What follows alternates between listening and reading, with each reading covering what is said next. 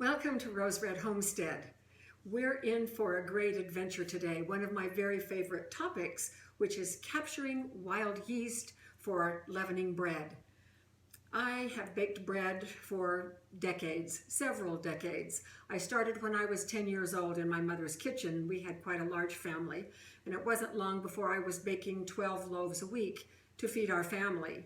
I continued that tradition with my own family. And all the time that my 6 children were growing up, I would make homemade bread as well. And I worked on various recipes and perfected a great recipe for white bread and one for wheat bread, one for a mixture, and then all types of rolls and other goodies that used yeast. And where did I get my yeast? Why, in the grocery store, of course, where they have yeast in nice little packets or in bottles. And for years and years and years, that is the only yeast I used. And not only that, I never even gave any thought to anything else or to how people might have leavened their bread before grocery stores carried yeast. A few years ago, I really got interested in wild yeast and cultivating wild yeast for leavening bread and learning how to make artisan bread. I'm going to be doing a follow-up video to this one on artisan bread and the methodology that I use. So today's adventure will be all about how to capture wild yeast and turn it into leaven for delicious bread. So we will get right to that in just a moment when we come back.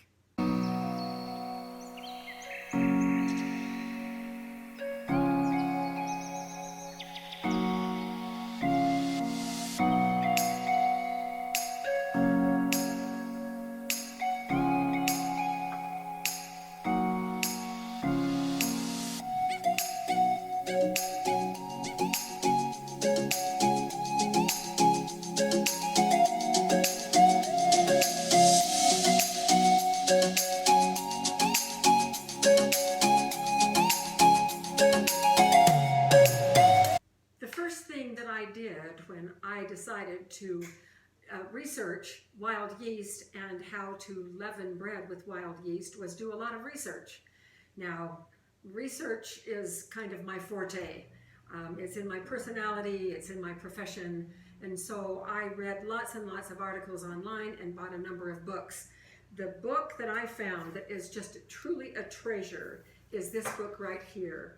It is Flour, Water, Salt, and Yeast, and it is by a man by the name of Ken Forkish.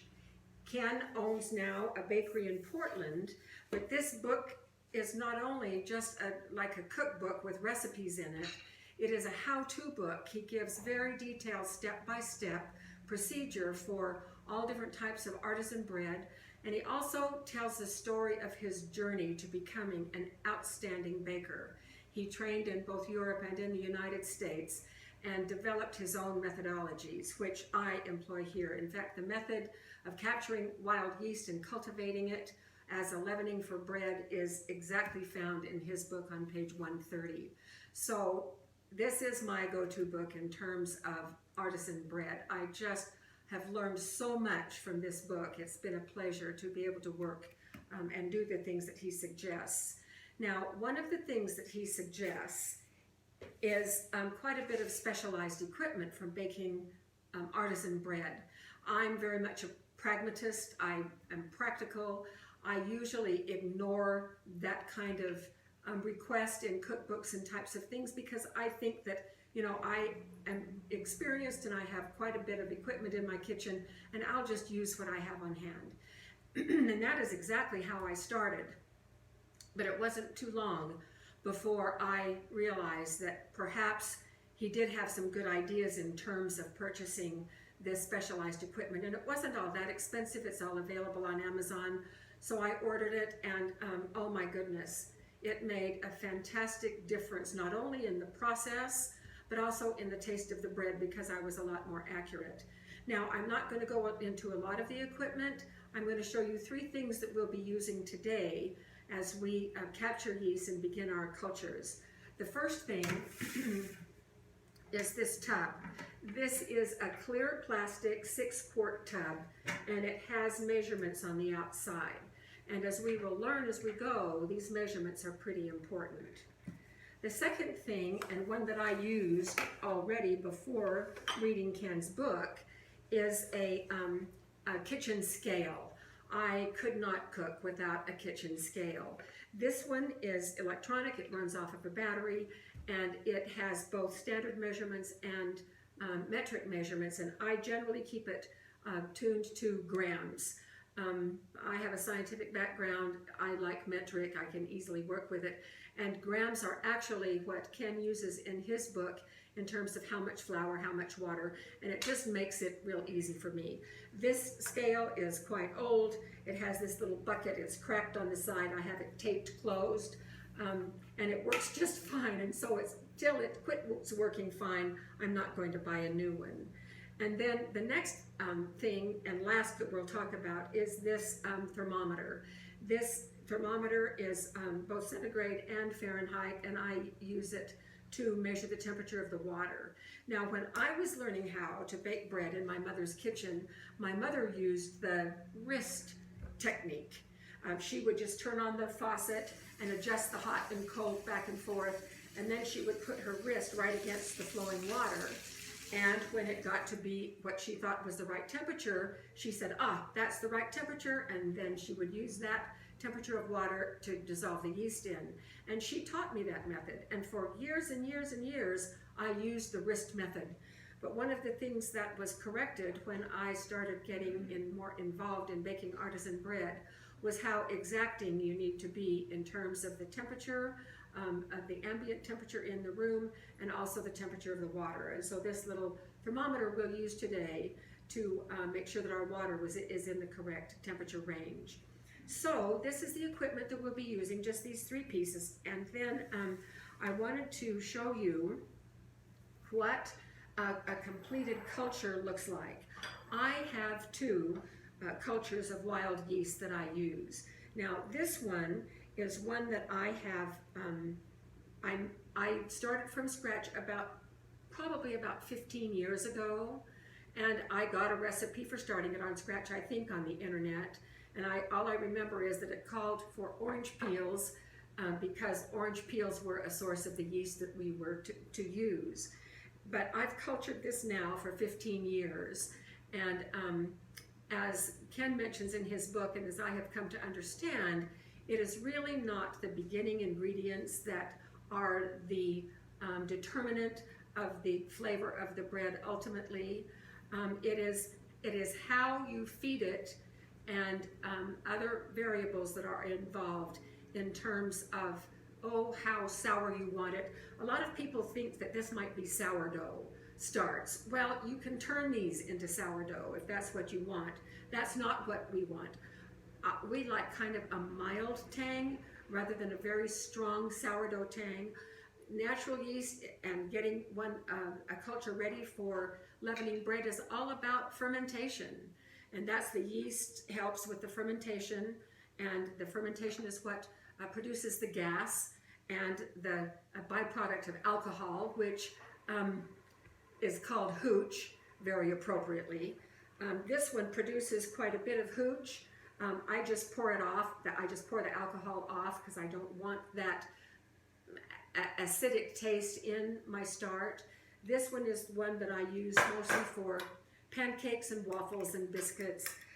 You'll notice I'm just using the handle of a wooden spoon here, but this is quite runny. And it's exactly the consistency that I like. And this one I feed, if I don't use it really often, I will feed it at least once a month with a cup of flour and a cup of water. And I use white unbleached flour as the food for this culture, and it stays in the refrigerator until I use it. And then I will pull it out and feed it overnight, and then the next day I will use it for pancakes or waffles. Now this, in this crock, this is my start for my bread. And you'll notice that I keep it in a plastic bag inside this crock. And I don't know if you can see this really well, but it is full of holes, gaseous holes. This is very gassy. You'll notice that it has already produced enough gas to puff out this plastic bag. And if I smell this, Oh, I just appreciate that smell so much. It's yeasty. It's oh, it smells exactly like the bread. But it is much more viscous. It is not runny at all. And this is what we're going for. This is exactly what we are going for. And it's going to probably take us about 5 days to get there. So we'll get it started today, and then on the video I will come back every day and show you what the next step is. The thing that you can do if you're interested in doing this is, after I demonstrate today what is necessary, you'll have time to pick up whatever supplies you may need to get started, and you can go ahead and start today, later in the day, and then by tomorrow you'll be caught up with exactly where we are, and so that you can do exactly the same things that we are doing. So we're going to get started. So one of the first questions that you may be asking is, where do we go to capture wild yeast? Well, the answer is not very far. Wild yeast is everywhere. It's in the air, it's in the soil, it's in your house. So we can use a lot of things as the basis for trapping the yeast that we need. Now, since we're going to be using this yeast to leaven bread, it seems only natural that we would want to use one of the basic ingredients of the bread where the yeast already exists, and that is in the whole grains that we're going to be using for artisan bread. So we store wheat. I went out this morning and got some of our wheat, and I ground it in my probably 40-year-old wheat grinder, and that wheat grinder does a wonderful job of this flour. This flour is just so fine, and I've used this flour for years in all of my bread baking, and there is plenty of wild yeast right down here in this flour. So I'm going to be measuring the flour right here into this bucket, and I'm going to put 500 grams of flour. And if you don't have a gram weight in your kitchen, a gram scale, that is about 3 3/4 cups plus 2 tablespoons. So here we go. We're going to take it up to 500 grams. Right now it's sitting at 0, so here we go. So that is about 150, about 300, 434, we're getting close.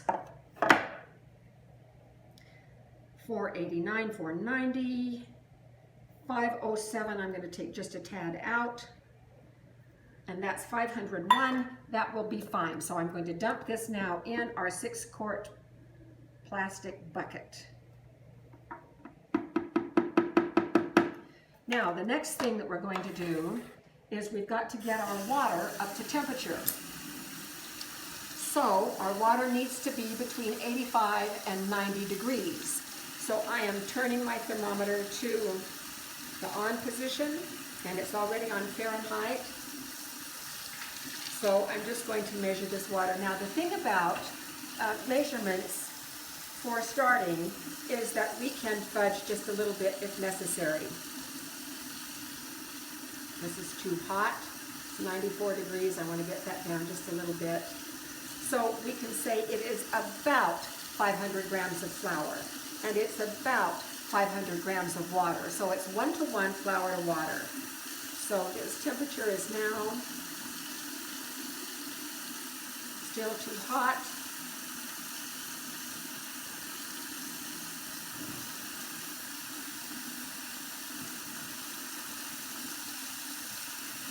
If I give it the wrist test, and if I'm wanting between 85 and 90, that means it should still feel cool to my wrist, which it does.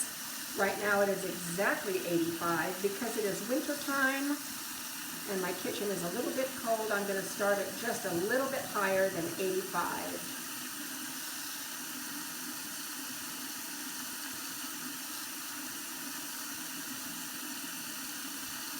Alright, so I'm taking it at 87 and the wrist test is still cool. So now I'm going to measure 500 grams of water, and that's about 2 1/4 cups. Zero this out again.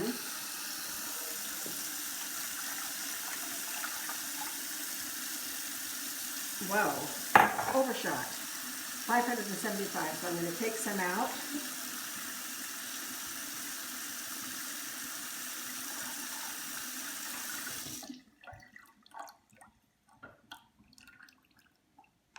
$7.98, $99, $500. So there we go. So now I'm going to put that in here.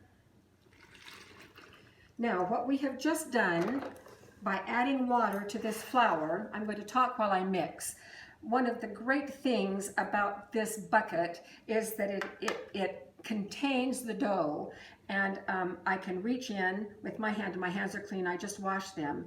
And I can mix easily without the dough getting away from me. And I'm just going to mix this kind of slurry until the water is incorporated in the flour. It won't take very long. But there we go. Just mixing this around, and I turn the bucket so that I can get all of every bit of flour along the bottom.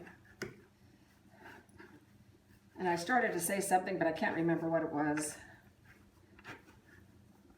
Oh, so we have activated by adding the water to the flour. We have now produced the food that is needed for the yeast to start the fermentation process.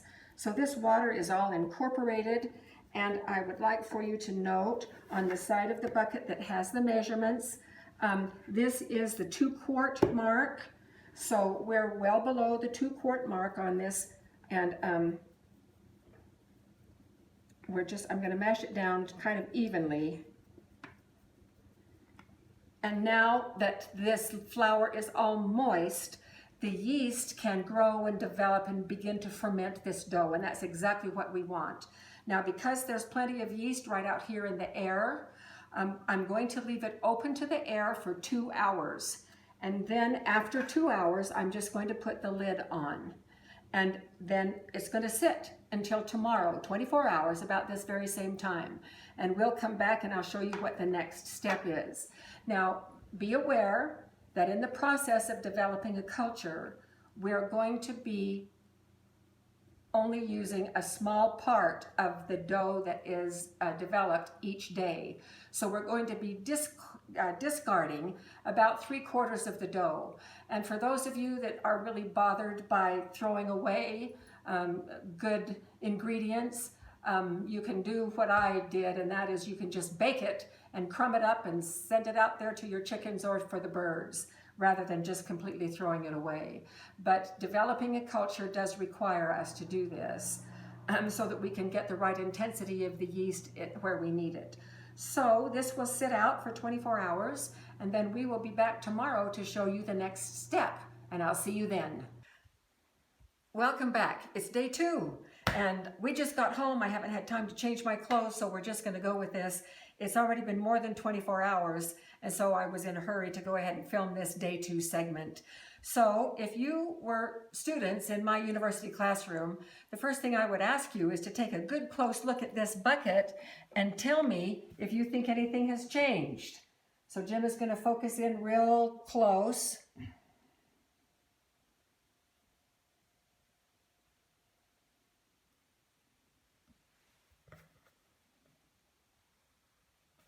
All right, did you notice any changes?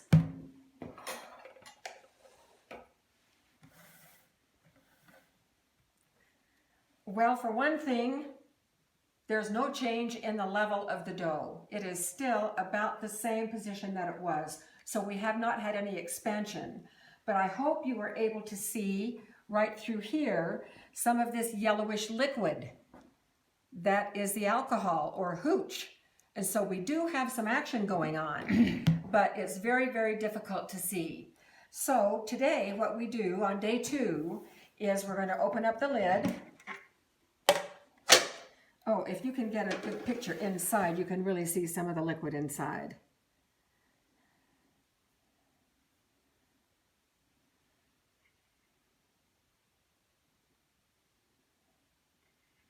So we have some liquid forming, so we know that there is some fermentation happening.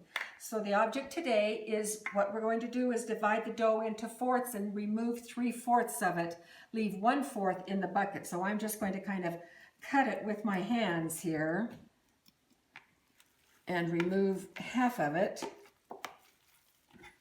And I'm just going to set it right here on the lid, and then half again, which would be 1/4. And so this is about all that I am leaving in the bucket.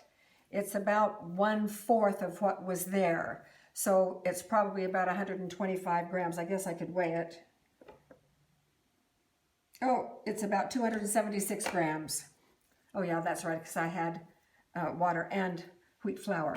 So we're going to leave this much in the bucket, and once again, we're going to add 500 grams of flour. Zero this out.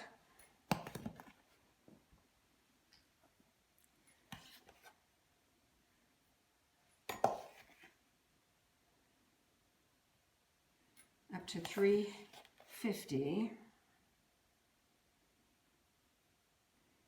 480, 92, 94,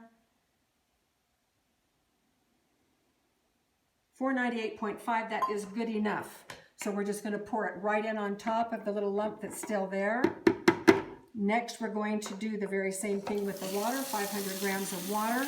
However, this time, it has to be 95 degrees. So, let's bring that temperature, I'm not 95, 90 degrees. Let's bring it up to 90. 98 right now.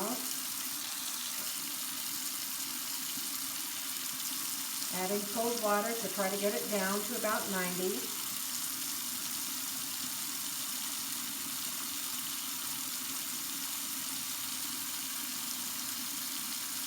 .4, that will do.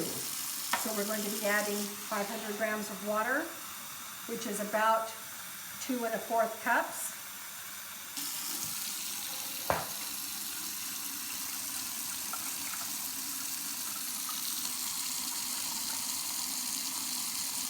And I overshot by just a little bit. I need to get 3 grams out.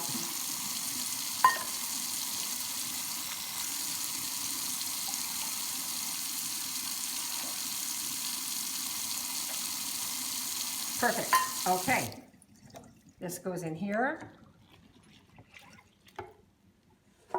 And then once again with my hands, which are clean, I'm just going to work that piece of dough in with the flour and water that I just put in. And what we have accomplished here is that we have now decreased the amount of yeast by taking only 1/4 of what we had produced over in 24 hours. And we are greatly increasing the food. So there is a lot more food in here now for a lot less yeast. And this means now that we should start seeing some pretty good growth. We hope so. And I'm just pinching and squishing and squashing, picking up flour on the bottom, flopping the dough back over to try to make sure that all of the water is incorporated to all of the flour. And then we'll do the same thing today that we did yesterday. We'll leave it open to the air for 2 hours, and then we'll let it sit for 24 hours. Now it's very soft and pliable.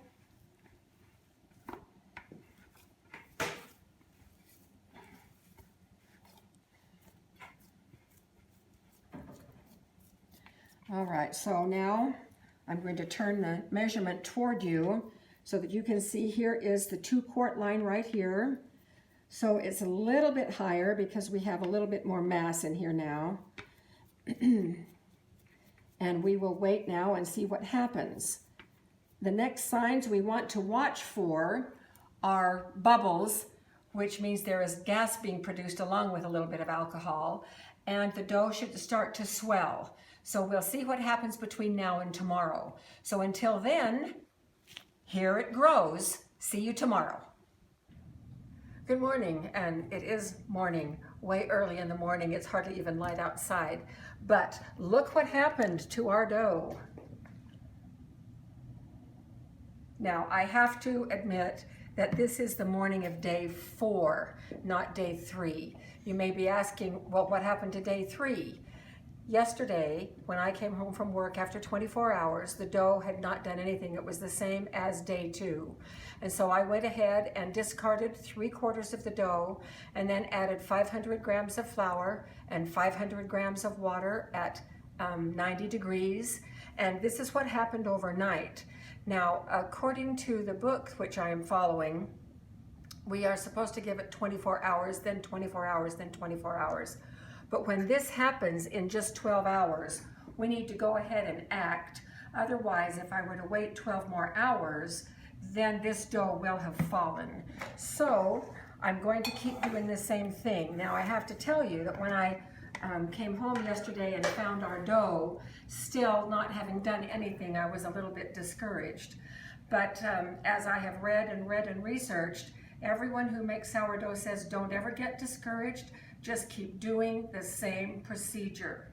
And so I did, and this is the morning of day 4. So I'm going to divide the dough into half, just like before, and then in quarter again. So I'm leaving just 25% of the dough in the tub.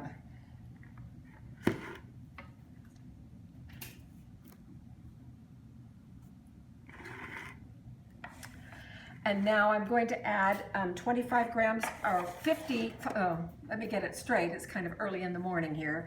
500 grams of flour, and my scale is already on. So there's 140, 295, 433, 492, 500. So here's 500.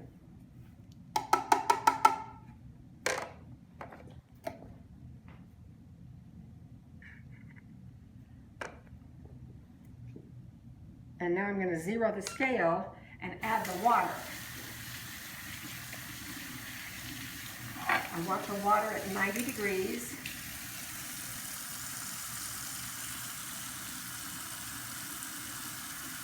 Adding cold, it's way up over 100.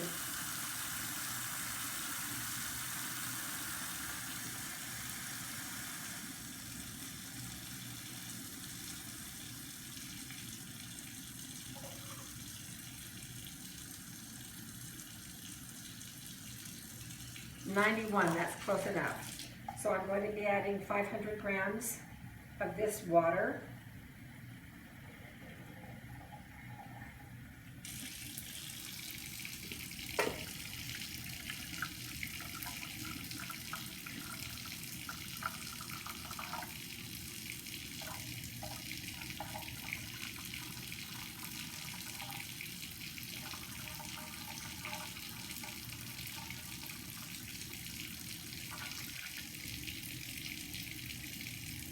Oh, so close.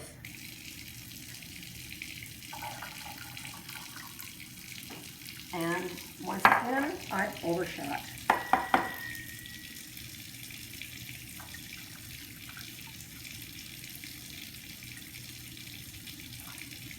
There we go, 500 right on the nose. And then I'm going to dig in here with my hands. Now sometimes this process takes more than 5 days. It looks like ours may take the 6th day before we get it. We'll see what it does in 12 hours. If in 12 hours it's back up to the 2-quart mark the way it was this morning, then we're just about done and we will have caught up with our 5 days. But don't get discouraged if it doesn't happen exactly as described in the book. It is more important that you look at the dough for your clues as to how it's doing and what the next step is. So when it doubles in bulk the way it did overnight for us here, that means it's time to feed it again. Okay, so this is all mixed in. The flour is all incorporated into the water. I'm going to punch it down. Here is the 2-quart mark right here. So if this is doubled by the time I get home from work this afternoon in about 12 hours, then we will go ahead and do the next step. If, on the other hand, we need to wait overnight, we'll be back again in the morning. Again, this is the morning of day 4. And day 3 was not on the video, but I did the very same thing that I've just done this morning. So we'll see you at the next installment. Well, I am just home from work, and take a look at our wild yeast. This is really wild yeast. In fact, it is really quite unruly. This is the fastest growth I've ever had in doing one from scratch.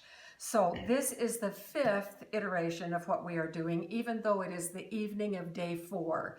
This is the 5th time we have fed it and allowed it to rise, and it rose within 12 hours. In fact, Jim was home this morning when I was at work, and he called to let me know at about noon that it was already up to this height. It is very gassy. You can probably see all of the bubbles everywhere. So because it's important to go with the dough condition rather than the number of days, that's exactly what we're going to do. We're going to treat this like it's the 5th day, when in reality it's just the 5th iteration.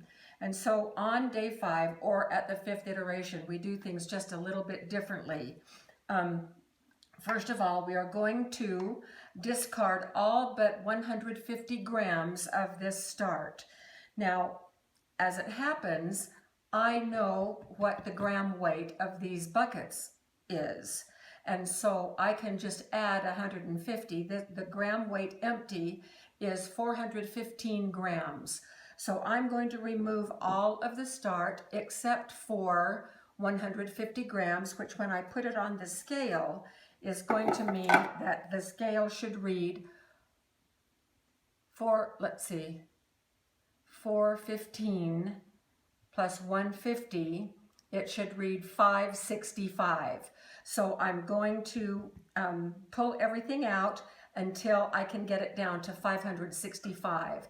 Now the alternative to that is, if you're doing this at home and you haven't weighed your bowl ahead of time, then you can just simply weigh out 150 grams of the start, which equals about 1/2 a cup plus 1 tablespoon.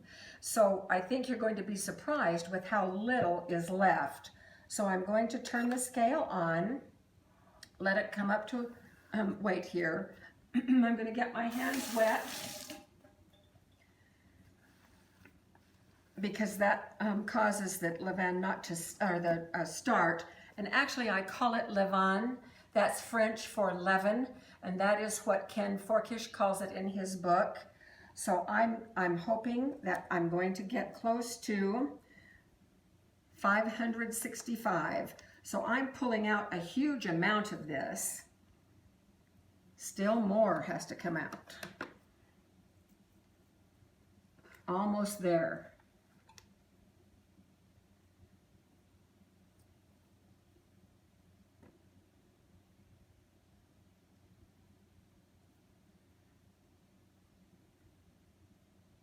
Okay, so I want to show you just exactly how much is left in the bucket.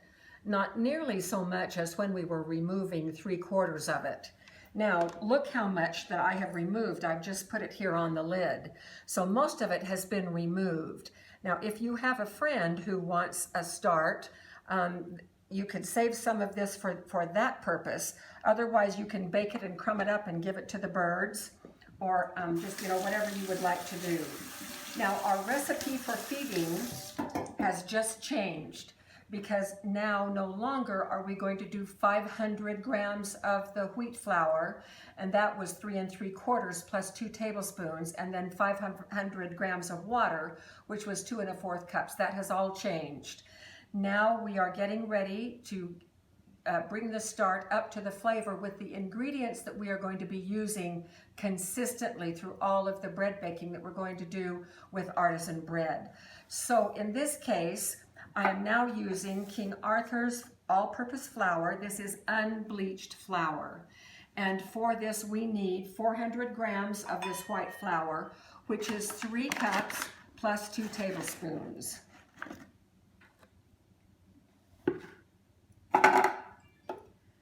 So now I'm going to zero it out, bringing the total weight to 0, so it will measure only the weight of the flour. And I need 400 grams of white flour. So there's 172, 294,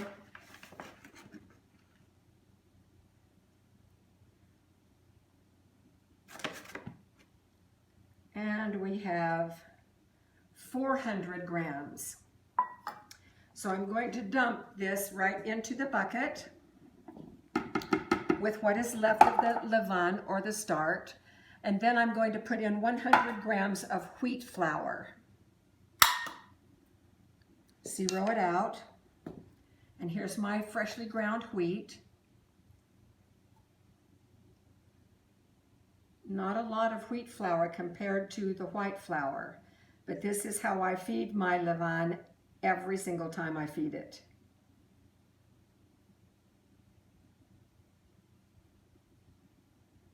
All right, and there we go. So 100 grams of wheat flour, which is 3/4 of a cup plus a half a tablespoon. And now we're going to put in 400 grams of water. This time we're going to use 85-degree water.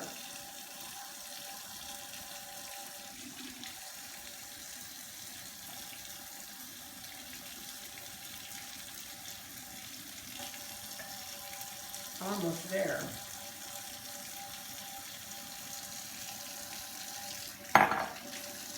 Well, it got hot again. I want it cooler. It needs to be down to 85.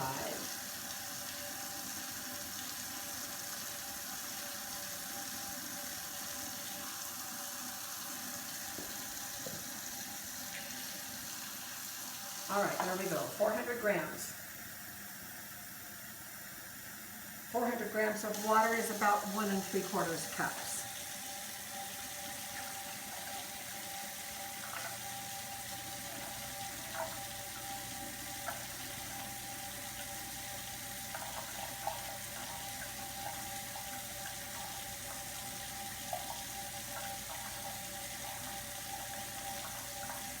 There we go.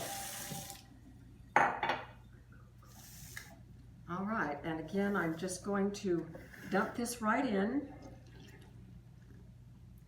And this time when I mix it, because every little piece of this levain is important and was part of the 150 that we left in here, I'm going to work hard to get all of the little extra pieces off of the sides so that all of it can be worked in. And if my hunch is anywhere near accurate, by morning this will be ready to go again, and I'll show you how we then it should be all finished, and I'll show you how I package it up and put it in the refrigerator until the time that we're going to be ready to make our bread. Well, I know it's going to be impossible to get all of these little scraps off the sides, but I'm going to do my best. Now, essentially what we have done here, we have cut the yeast way down, only 150 grams, and we've given it a ton of food. And so it is going to be working hard on overnight, getting all of this food assimilated to form the gas, and we should have it up to about the 2-quart line, which is where it was when I just got home from work a little while ago. So it is really surprising what a little amount of this start is capable of doing to a big old batch of flour and water like this. Now, it is much stickier than it was before, and it's a much lighter color.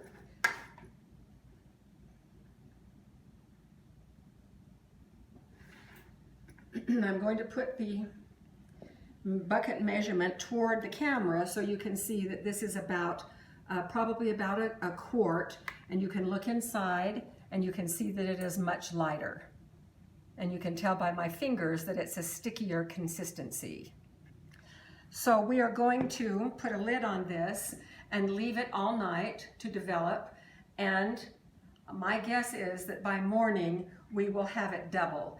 If it doesn't double by morning, then we'll come back tomorrow evening after work, and I'll show you the next steps then. And then that will be our last segment, and we will wrap up our adventure with wild yeast sometime tomorrow. See you then. Good morning. It's 6 o'clock here on the Colorado Plateau, in the morning, that is. It's still dark outside. And just as we suspected, this has come full circle overnight. So look how beautiful this is. And it has risen way above our line right here. So this is one of the most successful starts that I've ever done. And it's very vigorous. So we're ready to package it up today. And then I'm just going to put it in the freezer so that it will be backups for my other start. Now, how we do this is, first of all, I'm going to fill my scale dish here with a little bit of warm water. And then I'm going to put this right back on the scale and turn it on. Now what we want to do is, this becomes the start now for our bread, and a lot of people think that this is now sourdough. It's called a lot of different things. I prefer calling it levain, which is what is in the book that I follow.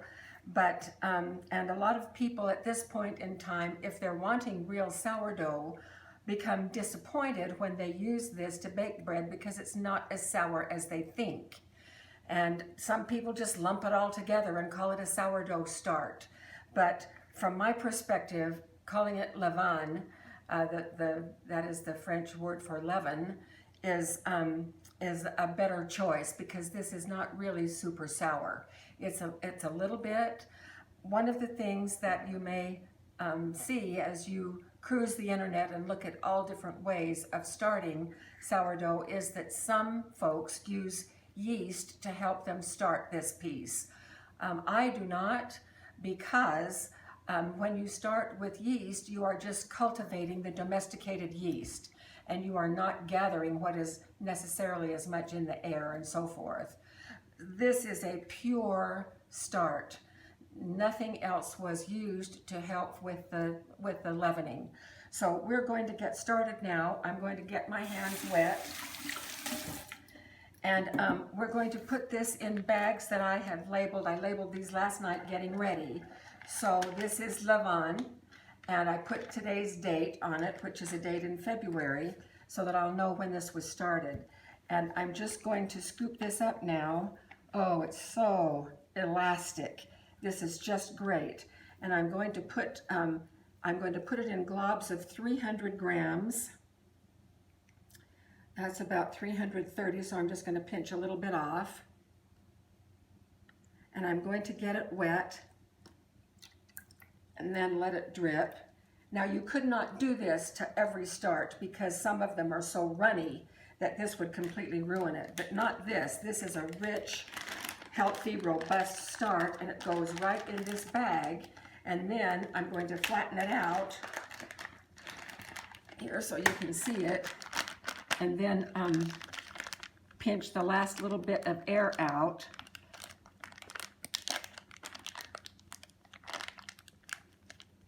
So that it can be flat in my freezer. And I will probably get close to 3 of these.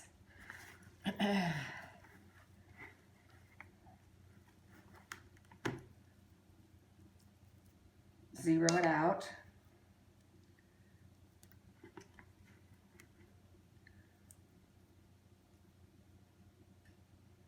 So this is 292, that's close enough. So I'm going to, again, get it wet all the way around, and then drop it in this plastic bag, flatten it,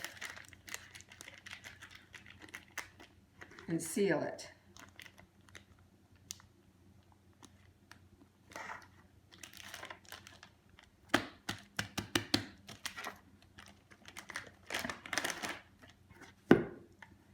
And then this last little bit, it's so elastic. It has such a good texture.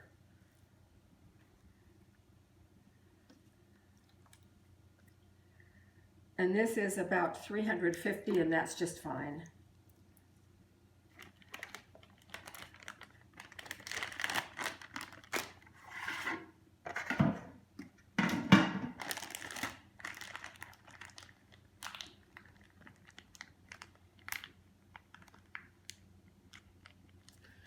So I will put these in the freezer.